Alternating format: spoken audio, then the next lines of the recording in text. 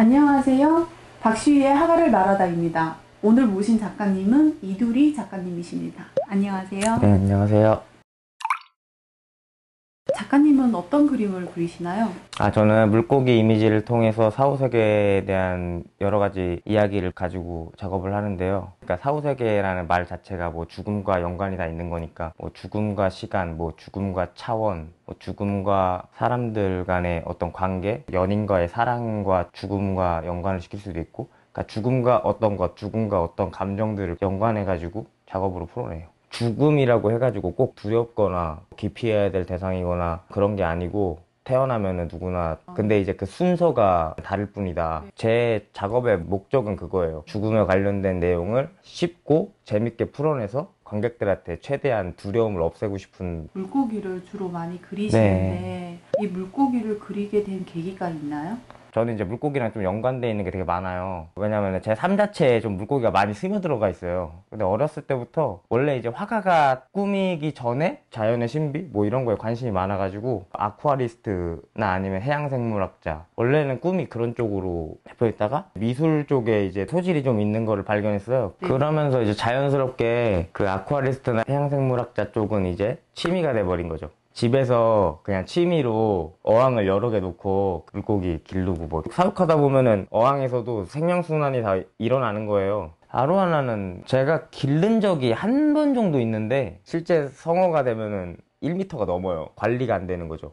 그래가지고 그냥 다른 사람한테 다시 재분양하고, 아로하나를 선택한 게, 이 아로하나는 고대 어종이에요. 그러니까 인간보다 더 오래된 물고기예요. 3억 년 전부터 있었던 물고기예요. 근데 지금도 있는 물고기예요. 네. 그래서 살아있는 화석이라고 불리는 물고기예요. 전 세계에서 최고의 관상어라고 불리는 물고기 중에 한 종류예요. 그러니까 신적인 개념을 담는 거죠, 이 물고기에. 이승과 저승을 연결하는 차사 역할이라고 보시면 돼요. 그런 거를 이제 제 나름대로 재해석해가지고 물고기로 풀어내는 거죠. 신이라는 개념이 고대에도 있었고 있다고 믿었고, 그리고 현재에도 있다고 믿고 있고 앞으로도 있다고 믿는 존재잖아요. 이 물고기 용이라고 부르는 물고기예요. 동양의 용과 서양의 용을 이렇게 분석을 해보면은, 서양의 용은 박쥐 날개에 불을 뿜어내고 사악한 존재로 많이 나와요. 동양에서는 지혜의 상징이고 길다란 용으로 표현이 되잖아요. 그리고 여의주를 물고 있고, 그래서 되게 좀 심성스러운 존재, 그 이로운 존재로 많이 묘사가 돼요. 그래서 이제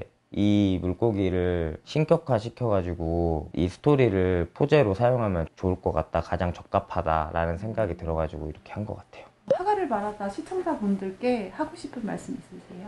아직도 우리나라는 이제 해외랑 좀 다르게 미술에 대한 이해가 좀 부족한 면이 많고, 갤러리에 드나드는 그 문턱도 아직도 높잖아요. 제가 당부드리고 싶은 거는, 작가들이 진짜 열심히 해가지고 뭐 누구한테 지원받고 작업을 하는 것도 아니잖아요. 거기에 들어가는 돈이 어마어마해요. 그걸 다 감수하면서도 이 직업을 고집하면서 나아가는 그 모습이 사실 되게 멋진 일이거든요. 그거를 좀 많이 알아주셨으면 좋겠고, 어떤 작가가 전시를 연다는 거는 어떤 사람은 뭐 1년 넘게 걸리는 사람도 있어요. 사람에 따라서, 작가에 따라서 좀 다른데, 준비기간이 짧든 준비기간이 길든 어쨌든 정성은 저는 비슷하다고 생각하거든요. 그 정성을 담아서 그렇게 최선을 다한 작가님들이 전시를 이렇게 여는 거거든요. 최대한 많이 봐주셨으면 좋겠어요. 그게 가장 중요한 것 같아요. 두리 작가님 전시할 때마다 많은 분들이 찾아와 주셨으면 감사하겠습니다.